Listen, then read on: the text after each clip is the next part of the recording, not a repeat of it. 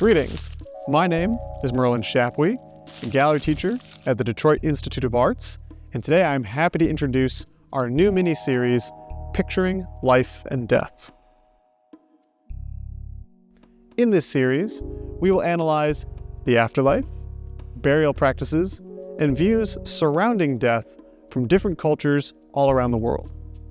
The afterlife is the idea that our conscious mind, or our identity, remains active even after our physical body dies. In other words, a life after death. This consciousness after death is oftentimes called a soul or a spirit, and there are many different ideas as to where the afterlife takes place. Some believe that the afterlife takes place in a spiritual realm not of this world, while others believe in reincarnation, the idea that someone's soul is reborn to continue the cycle of life in a new body. Some believe in a combination of the two, that the process of life and death continues over and over until the individual achieves entry into their afterlife. The afterlife is a concept explored across the board in both ancient and contemporary religions. We will discuss objects that pertain to the afterlife, as well as different views of what happens when we pass away. Today we will explore ancient Mexico. Let's discuss ancient Mexico, or, to be more precise, Western Mexico before the arrival of European settlers to the Americas. We'll be discussing three different Mexican cultures: the Nayarit, the Jalisco, and the Colima. Like night and day, or the changing seasons, they believed that the cycle of life and death was in a never-ending rotation.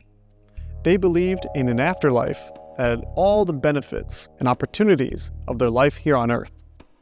They placed objects that symbolized an ideal afterlife into the tombs. Families in Western Mexico would often place personal belongings, as well as sculptures of people, food, and animals into the tombs of their loved ones. In the Nayarit culture, male and female figures were often placed near the deceased and represented their hopes for the afterlife. The couple figure is adorned in jewelry, textiles, and elaborate designs that represent wealth and beauty. The male figure is playing a musical instrument, symbolic of festivals and joy, while the female figure is holding a child to represent fertility. In the Colima culture, they would often place sculptures of food into the tombs, hoping that the deceased would have full bellies in the afterlife. These vessels were used as containers to hold foods and beverages.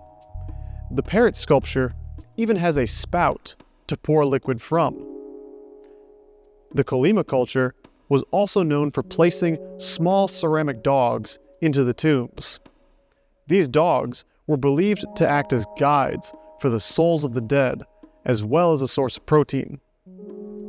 In the Jalisco culture, warrior statues were placed into the tombs to symbolize courage and strength, and were thought to be a form of protection. The Jalisco culture would also place kneeling figurines to symbolize the growth of family and fertility.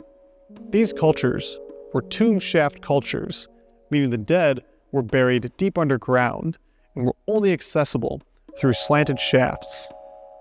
This hid the tombs in order to discourage grave robbers. Unfortunately, many of the objects from tomb shaft cultures were found by grave robbers who took them from their places of origin. This makes dating ancient artifacts very difficult, and that's why you may see a date range on the object signs of the museum.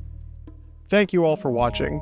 Please come and visit us here at the DIA and see all the objects that I discussed in this video. Have a good day.